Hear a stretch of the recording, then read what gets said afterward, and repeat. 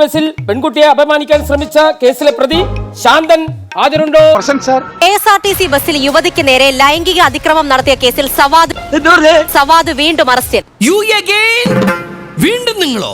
മലപ്പുറത്തേക്കുള്ള KSRTC ബസിൽ വെച്ചായിരുന്നു സവാദ് ലൈംഗിക അതിക്രമം നടത്തിയത്. പേര് ശാന്തൻ. അതെ സർ. ബസി പ്രാന്തൻ. 2023 സവാദ് സമാനമായ കേസിൽ അറസ്റ്റിലായിരുന്നു.